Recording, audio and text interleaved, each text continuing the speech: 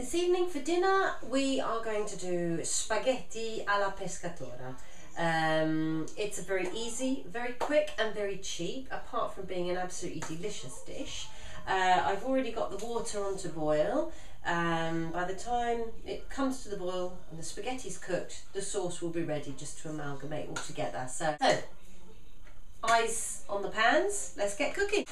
I shall be using this seafood selection, which you can find the frozen counter, and you can cook it from frozen. And it's something that you would obviously have in your freezer, and therefore makes it a quick and easy meal to do when you've run out of ideas. A glug of oil to stop anything catching on the bottom. You can chuck that in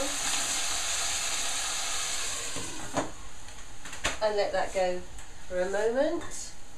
Water's come to the boil, roughly half. It's about 100 grams per person. I have a very hungry other half, so he'll have 150, even 200. Some parsley,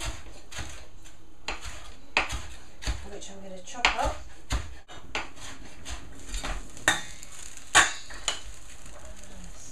Give that a little whirl. So to defrost that, it's probably going to take a good 20 minutes anyway. You already smell it. Let's add some wine, some capers. Might as well finish them. I bought these back from Italy in the summer. They are anchovies, or acciughe, and they're very salty. Oh my goodness, do they add a taste to. So I shall just chop them up into tiny little pieces, like so. There, I might chuck half of that in now, there. And we'll keep a little bit back for decoration at the end. These are tomatoes from my garden. So there are two kinds of spaghetti alla pescatora. In bianco, which is what we're doing tonight, or in rosso is when they add a tomato sauce to the pan, and therefore it's red, in rosso. Both are equally delicious. Chop up some garlic. And turn that down a bit. Now that's cooking nicely. There. Without realising it, I have the Italian flag on my board, red, green and white. Let's add that straight away. Give it a stir. It's a shame you can't smell with video, because that is looking really good. Right, let's chuck those in. But I'm not too fussed if they break up. Actually, it's probably better if they do. And I would normally add, which I've run out of, is a peperoncino or chili pepper. So this evening I'm going to add a little bit of cayenne pepper. Oops, glad I did that on my hand because I don't want too much.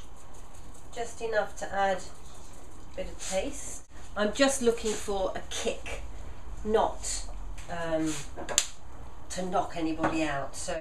And that is basically it, guys. That's all we are going to be adding tonight.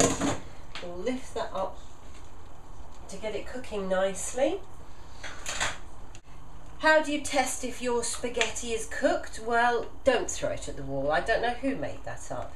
First of all, you can actually feel how heavy it is with your spoon as you're shoveling it around the pan. And the next thing, of course, is to bite into it.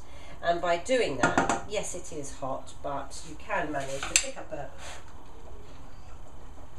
You then look at the bitten off piece and see if there's any white in the middle of where you've just bitten. If it's still white, it's flour that needs cooking.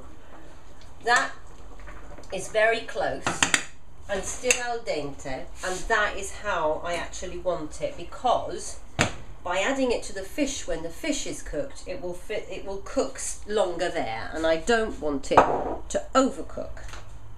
I should taste the sauce to see if it needs correcting.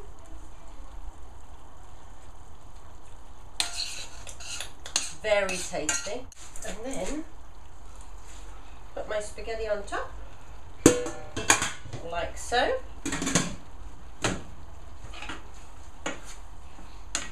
that is it, guys. That is ready to serve. Mix it well, like so. If it's sloppy at the bottom, it's not a huge problem because that sauce is so delicious. It's got all of the goodness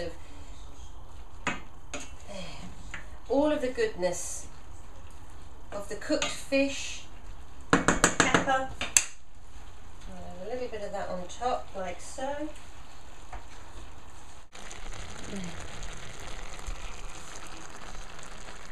You know what else would be really nice is maybe some chopped up chilli, fresh chilli. That would add an extra kick. Buon appetito!